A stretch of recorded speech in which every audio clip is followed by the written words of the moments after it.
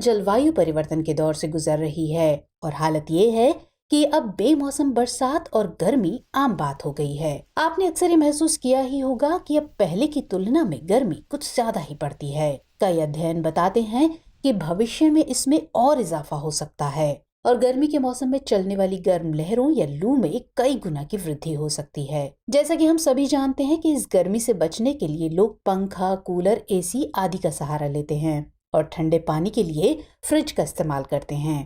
परंतु एक तथ्य ये भी है कि ये सभी उपकरण किसी न किसी रूप में स्वस्थ पर्यावरण के लिए नुकसानदेह हैं। इसीलिए इन उपकरणों के संदर्भ में कहा जाता है कि जो उपकरण आज हमें ठंडा करते हैं वो कल देश या दुनिया को गर्म करेंगे। ऐसे में पर्यावरण अनुकूल उपकरणों की चर्चा जोरों पर है और भारत भी इस ओर निरंतर प्रयास कर रहा है। देश में बढ़ते तापमान को थामने के लिए कूलिंग के क्षेत्र में बड़े बदलाव करने की दिशा में भारत कई जरूरतों पर काम कर रहा है और यही वजह है कि कूलिंग के क्षेत्र में पर्यावरण अनुकूल उपकरणों के लिए भारत में निवेश की संभावनाएं लगातार बढ़ती जा रही हैं। दरअसल हाल ही में विश्व बैंक ने एक रिपोर्ट जारी की है और इसमें कहा गया है कि भारत में अगले 2 दशक में कूलिंग क्षेत्र में करीब $1.6 ट्रिलियन तक निवेश के अवसर बढ़ सकते हैं। ये अवसर ग्रीन हाउस गैस उत्सर्जन को कम करने में मदद करेंगे और इसके साथ ही इससे भारत में करीब 3.7 मिलियन रोजगार भी सृजित होने की संभावना है।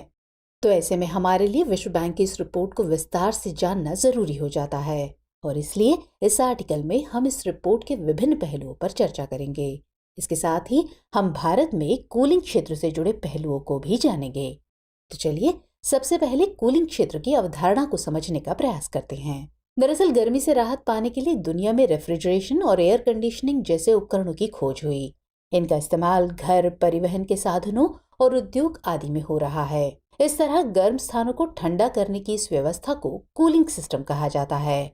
लेकिन समय के साथ इन उपकरणों की मांग बढ़ने लगी और विशेष रूप से अब विकासशील देशों और उभरती हुई अर्थव्यवस्थाओं में कूलिंग उपकरणों की मांग बढ़ रही है। इस मांग को पूरा करने के लिए तेजी से कूलिंग उद्योग का विकास हुआ। इस तरह उपभोक्ता और उत्पादक क्षेत्र को सम्मिलित रूप से कूलिंग क्षेत्र के रूप में जाना जाता है।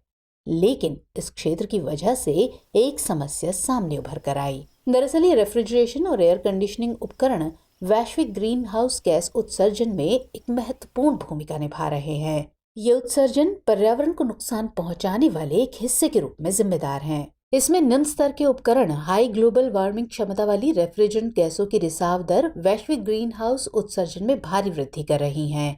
दरअसल ये उपकरण हाइड्रोक्लोरोफ्लोरोकार्बन और क्लोरोफ्लोरोकार्बन जैसी गैसों का उत्पादन करते हैं और इन गैसों को ग्रीन हाउस गैसों के रूप में जाना जाता है जो ओजोन परत के क्षरण के लिए जिम्मेदार मानी जाती हैं। तो ऐसे में इस समस्या से निजात पाने के लिए अब दुनिया ग्रीन कूलिंग सॉल्यूशन की ओर बढ़ रही है।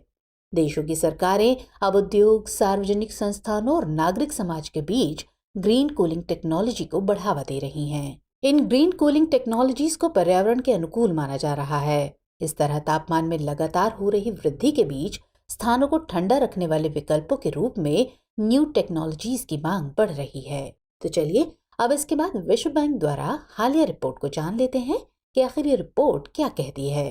दरअसल भारत किगाली समझौते का एक हस्ताक्षर करता है। इसलिए भारत ने साल 2047 तक एयर कंडीशनर और रेफ्रिजरेटर में कूलेंट्स यानी शीतलक के रूप में उपयोग किए जाने वाले हाइड्रोक्लोरोफ्लोरोकार्बन के उत्पादन और उपयोग को समाप्त करने का लक्ष्य रखा है।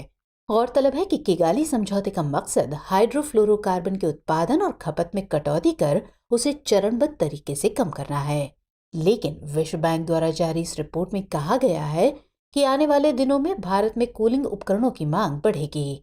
भारत में हर 15 सेकंड में एक नए एयर कंडीशनर की मांग होगी। इससे अगले 2 दशकों में वार्षिक ग्रीन हाउस गैस उत्सर्जन में करीब 435% की वृद्धि होने की आशंका है।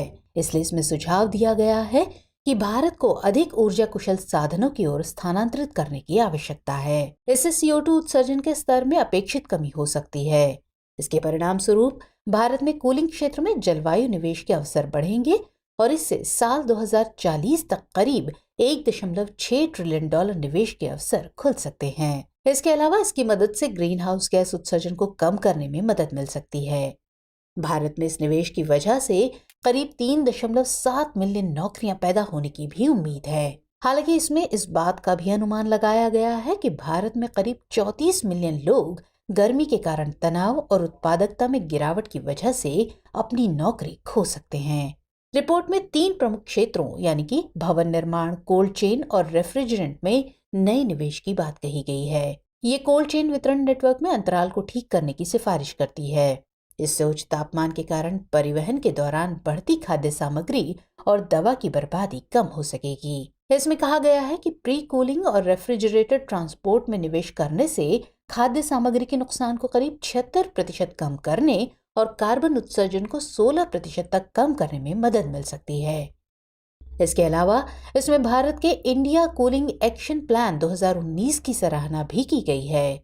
इसके साथ ही इसमें कूलिंग क्षेत्र में सरकारी निवेश के अवसरों को प्राथमिकता देने का सुझाव दिया गया है। आपको बता दें कि इंडिया कूलिंग एक्शन प्लान का मकसद पर्यावरण और सामाजिक आर्थिक लाभों को हासिल करने के लिए कार्यों के बीच तालमेल करना है।